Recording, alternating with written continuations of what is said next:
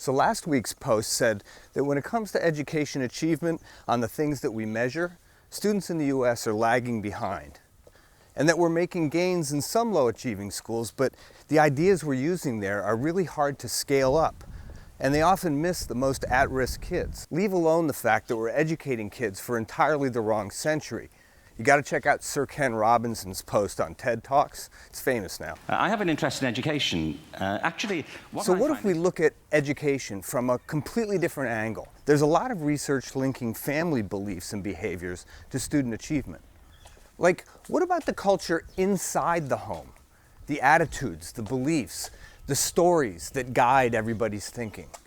What convinced you to join the ROTC program at your school?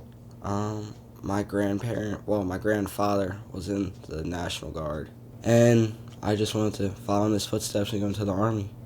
Do you have any people you look up to that you know? Well, my mom, she provides for me, and I look up to her. She's a great person, but I don't want to become my mother. I want to surpass my mother. I want to do better, but she's a role model in my character. I bet she wants you to surpass her, as you put it, as well, yeah? Yeah, I would imagine.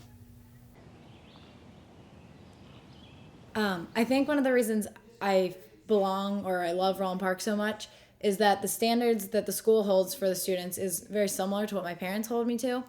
And that's that they want you to succeed, they want you to do well, they want you to work hard, and they want you to achieve, but my parents aren't breathing down my necks like, you gotta be, what the heck, like, you need to do better. They'll accept that, oh, I didn't study as hard for this test as I could because instead I went and did something cultural, or, Would you say that that if one of your friends or classmates is not doing well, what happens to that person socially? What's it like? Well, I would say they definitely are not as well respected. Everyone has their own agenda, and if your agenda is that far off and it's kind of like bringing us, the rest of the class, down, then they don't necessarily fit in quite as well or get the same amount of respect. Like, it's not like cool to skip school or not care. Young people aspire to different lives based on the socioeconomic status of their family or their community.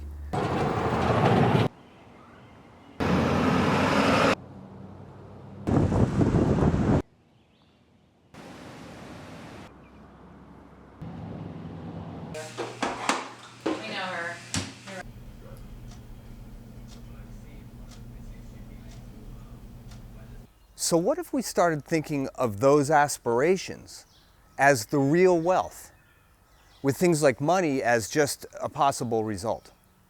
I got good grades. I love going to school. It's fun. I don't like to see my friends fail. I try to keep telling them that, you're not going to get anywhere taking the easy way in life. You got to work hard for what you want. And to be successful, it's not a cakewalk. It's going to be difficult. You just got to push through it. But they don't listen. So you've gotten into a very difficult honors program at the state flagship school. To get into a program like that, you must be an excellent student. You must have really good grades. They're pretty good. I mean, I've been on honor roll the whole time since middle school. Public discussions about education rarely go here. And of course, leaders would prefer not to say that the problem might be us. I don't know, maybe it's blaming the victim or coming up with yet another reason to not properly fund education. But the research is there. This is what happens. So where do we go from here?